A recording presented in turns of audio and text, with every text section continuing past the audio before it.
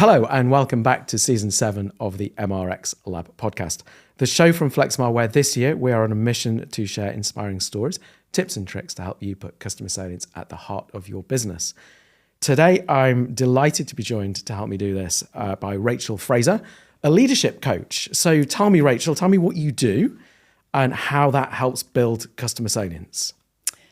Yes, so I am now a leadership coach. I worked for a long time in insights, and I now support the insight industry through leadership coaching, building leadership capability and strengthening culture.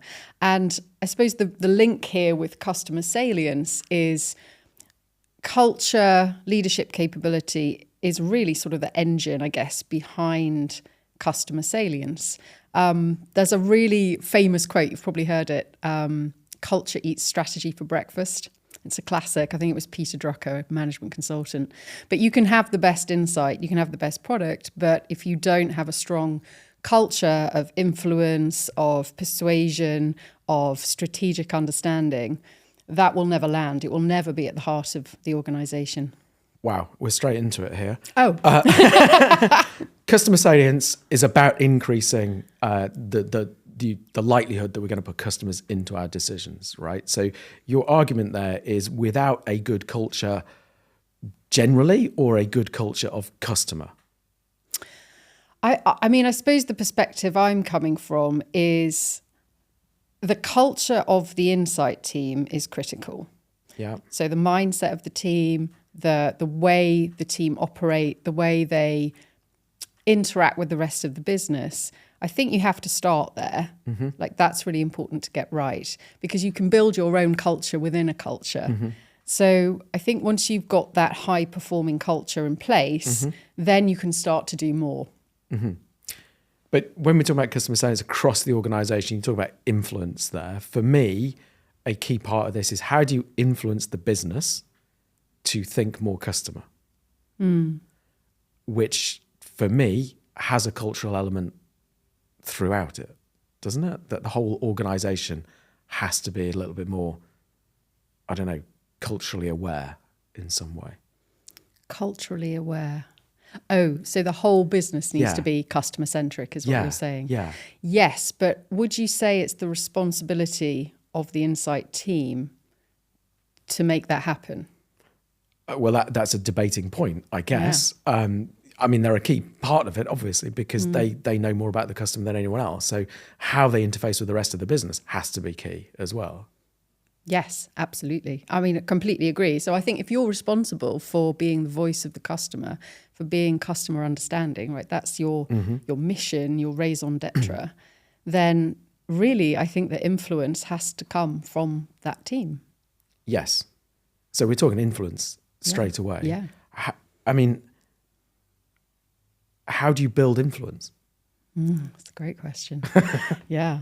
Well, I think as well, I think influence has changed. So I think where we find ourselves now, influence, I sort of call it adaptive influence. So I think before you could rely a little bit on maybe your role, the hierarchy.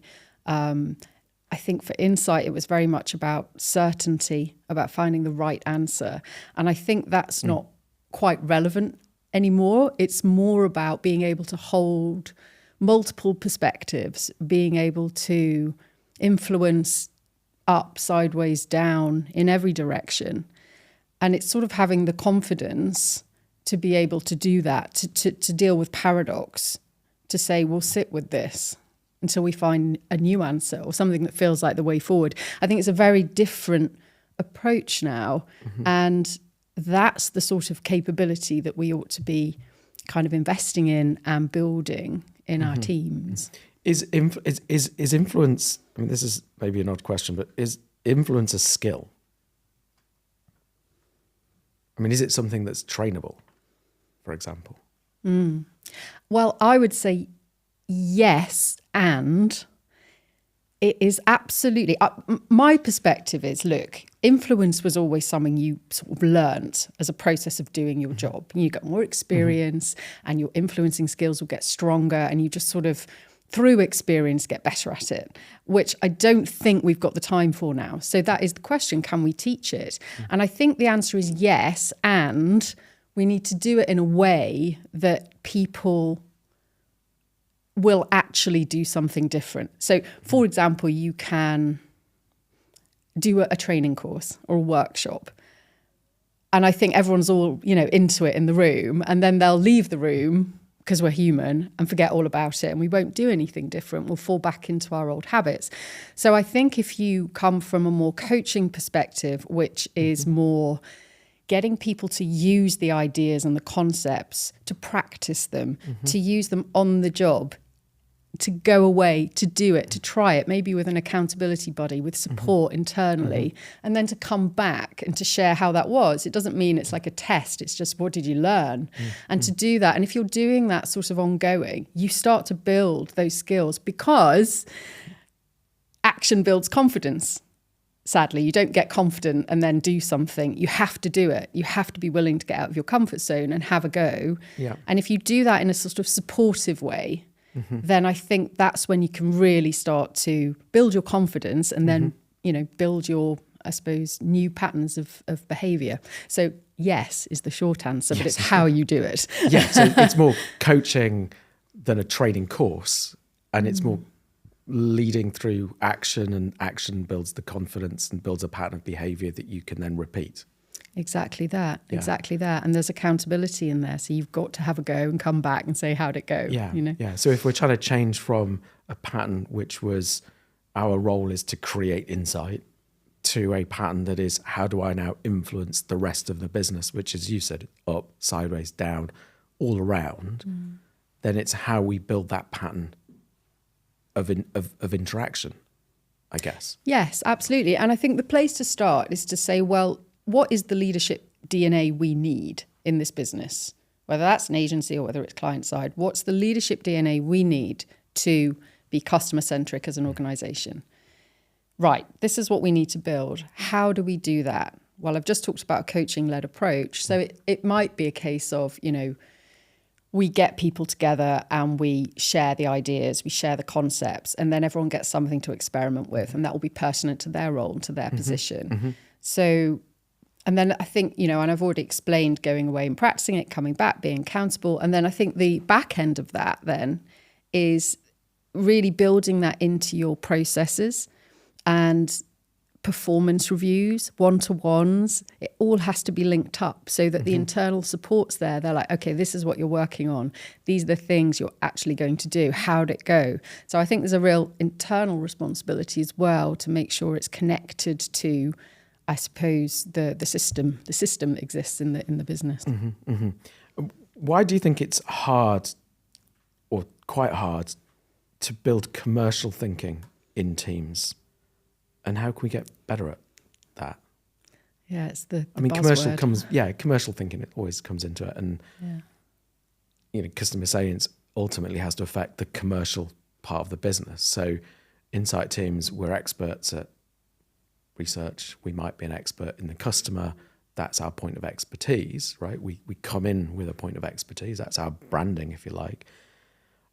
But to make it land in the business, we probably need a better commercial awareness or commercial thinking or commercial skill set, maybe. 100%. I don't think we can be what we want to be and who we want to be without it. You can't be a trusted advisor if you don't understand what keeps your stakeholders up at night.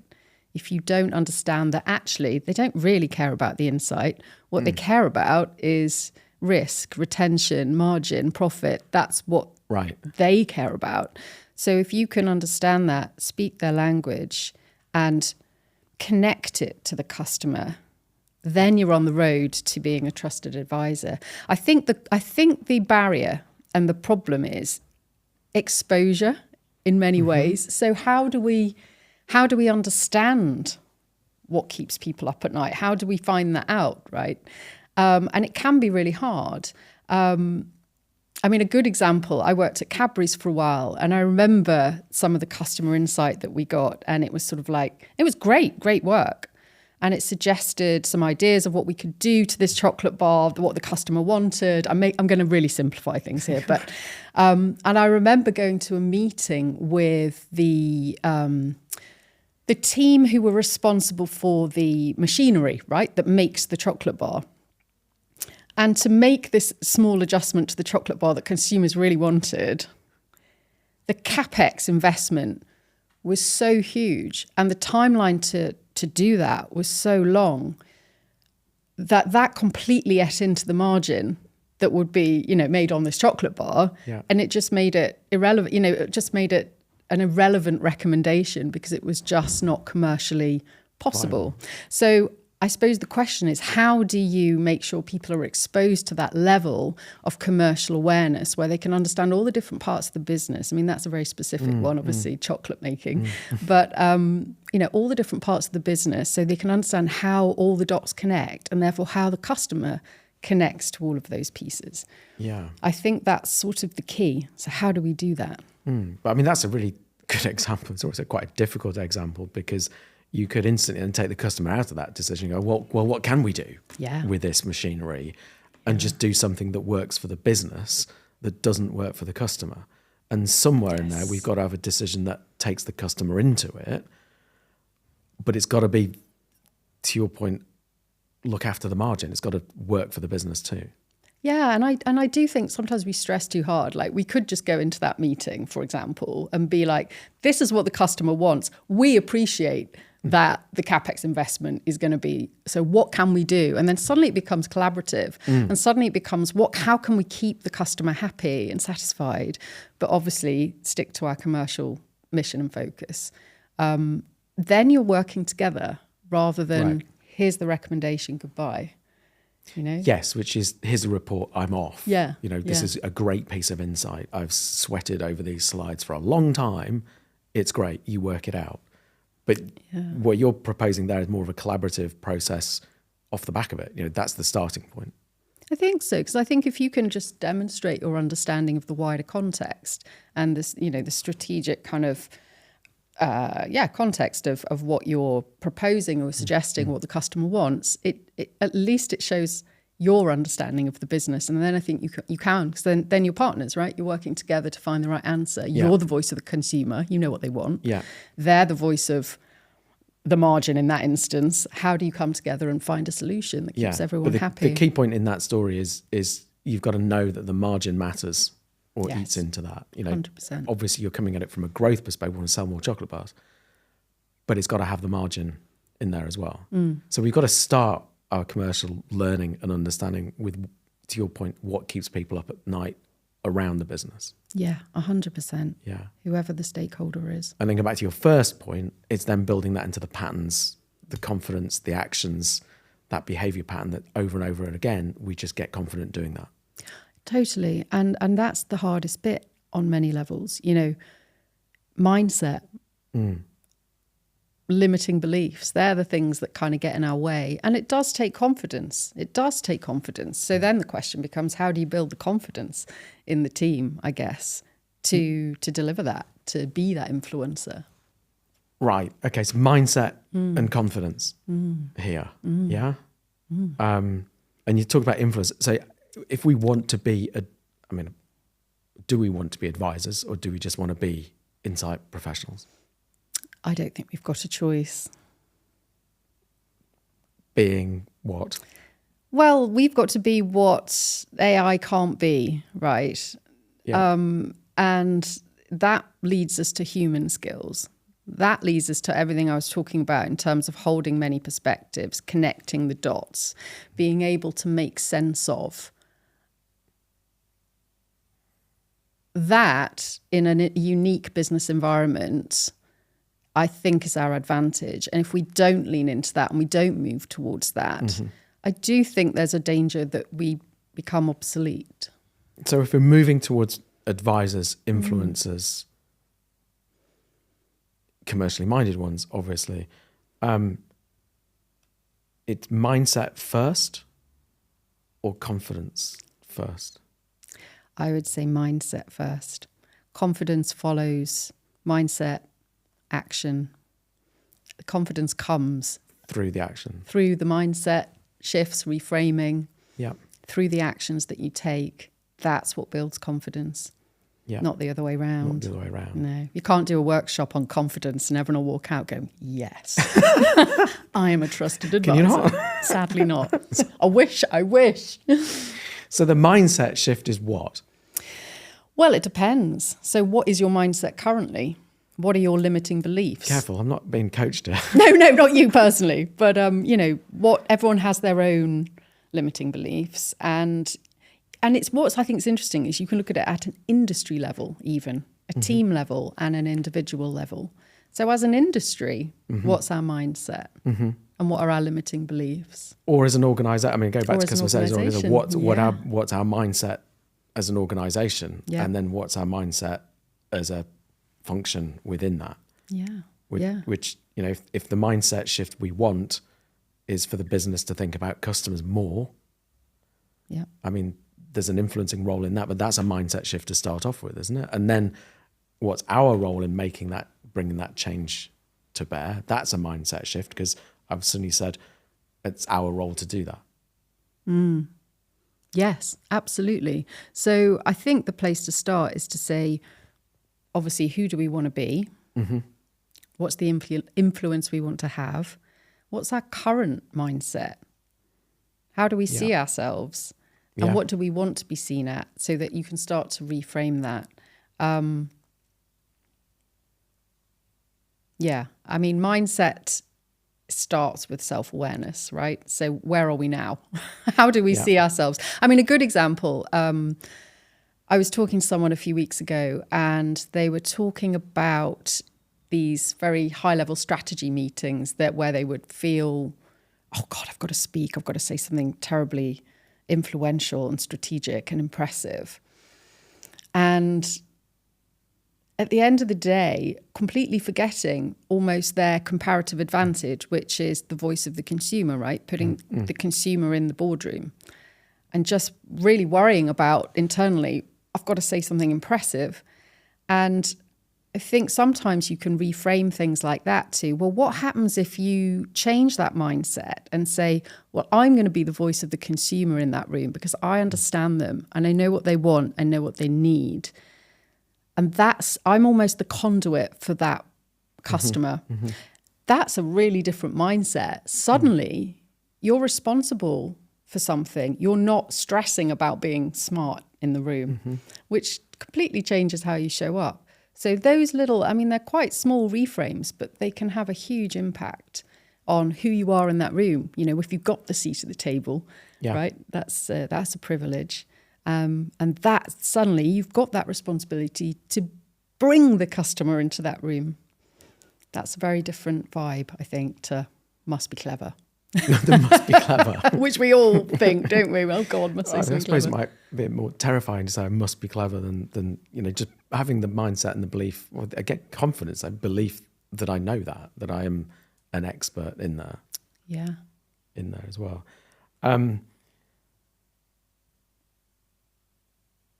Lasting change in an organisation, then, I mean, we're talking individuals a lot, and yet at the beginning we were talking about culture. Yes. Lasting change. How do we bring that to bear? Yeah. So I think we need to start thinking more about systems leadership. So absolutely, to your point, yes, there's work to do at an individual level, which is where we've just been. But how do you create a system that supports a culture? So we've talked about a coaching-led approach, which builds in accountability, getting into action, doing things on the job, having a go, learning, doing, building confidence. So that's all hopefully ticking along.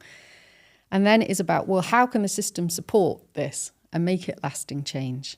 So what are we doing? And I suppose it's that point about connecting it back to your processes, really, your ways of working. So is the leadership DNA you're looking for, is it in the review? Is it in the one-to-one? Is it rewarded? Is it talked about? Is there a language around this? How do we, as a system, strengthen what we're trying to do? So I think when you come from that perspective, it is less about the individual, it's about the system. So how can the system support this? I think is a really nice question or place to start when you're thinking about lasting change. Yes. It has to has to be supported by and link into those processes as a team. I'm also then wondering about the wider organisation, the lasting change that you want to happen by putting all those changes in as a team, if that makes sense. So I want the lasting change of the business to be more commercial but more customer orientated. Is that a different exercise in itself, or almost coaching of other teams? Oh. Or can I bring that lasting change just by the behaviour of what we're doing?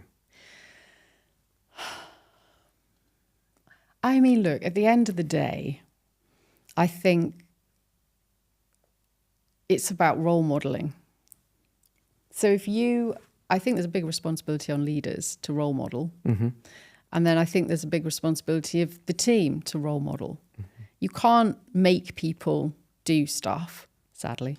And you can't make people see you in a different light. And you can't make people use the things that you create unless they want to. So I think if you start with how do we role model what we want to be, Which is the rest will follow. Yeah. So again, it goes back to influence, and we're influencing out.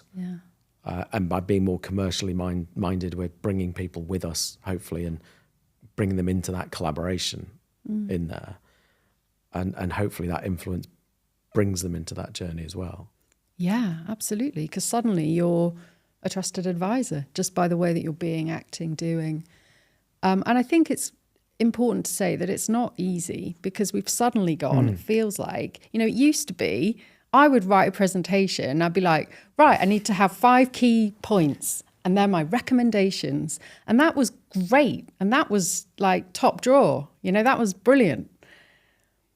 And we've just gone so far beyond that in terms of what we need to be and do now. And it's not easy. So I think it's unfair to expect people and teams and organizations to just make it up and do it with no support, no guidance, no how, because otherwise I guess everyone's trying and learning by osmosis. And then you're very dependent on who you've got around you, because you're just like, shit, what do they do? Ooh, I'm not allowed to swear, am I? What do they do? Right, I'll copy that. And you've got to hope that they're role modeling the right stuff. So it's not easy. And I would hate people to think that it is easy. But I think with support and with the right support system around, then it becomes safe to experiment and try and build your confidence. And I think that's what we have to create. Yeah. So your point there is really to be a trusted advisor, to be more advisory in an organization, which is what we're trying to influence people around the organization to think more like customers. It starts with our team. It starts with our individual. It starts with our mindset. It starts with understanding where we are and where we want to be in that as our role. And then as individuals, that's about coaching the actions and the things, behaviors that we're going to take, which build the confidence. Yes. And then we're building that into our systems. Yes. Through the reviews and the processes of that team. And that's also going to build the confidence and the influence around the organisation to want to come with us. Yeah. Right? Love how you connected that all together. All that together. Perfect. But commercial thinking, Yeah. which I think is, we touched about in the middle, feels quite key as well. I think it's so key. But if there's one thing that we want our listeners to take away today, which of this is it? Of all of that. Of all of that. Everything. Of everything. What's the... I think you're right that commercial thinking should be a really big focus. And then the question is, how do I build my commercial thinking? How do I do that? So there's a question to reflect on. How can I find out more? And sometimes that is about going to have conversations with people, right, around the business. It's about getting yourself exposed to stuff. It's about asking questions. I mean, I remember suddenly becoming responsible for a P&L, and it was like, here's the P&L. We'll talk about it in the board meeting next week. And I was like, what is this? I don't get this. I get that number, and that's probably all I needed to know, really, is beat that number and you're fine. But, no one talks you through it. No one sort of explains. So you've got to ask, what's this? What's that? And I think that if we can take that responsibility to find out more, it's a really good place to start. I think it's a really good point. I was having this conversation with somebody last night, actually, about how you connect the need to be customer centric with the need to be commercial, and how to bring those two together. The commercial isn't necessarily going to tell you, and your customer view isn't necessarily going to tell you, but you have to somehow translate the customer needs. It back to your point earlier about margin, about revenue growth. What is it that matters to that business? So your point, go out, have the conversations, find out what's important to them. And then again, and going back to Cadbury's example, it's about then trying to understand how that affects the customer. Yeah. So ask questions, listen, be curious. Brilliant at that, aren't we, as insight people? So I think that's a great place to start. Listen. What do people want? What do they need? What's the language? And then if you're really clear on, my mission is to connect the customer to the commercial focus and objectives of my stakeholders, I think you're going to go a long way quite quickly. Yeah, it's a different level of influence. Yeah, absolutely. Yeah. Suddenly there's gravitas to what you're saying, and, there's broader understanding, and that, I think people notice that. Yeah, really good point. I love the keep it back to the commercial element in there. We may be out of time today, but we'll be back next month with another episode and more inspiring stories and tips and tricks to increase customer salience in your organisation. Until then, I've been your host, Paul Hudson, and this has been MRX Lab.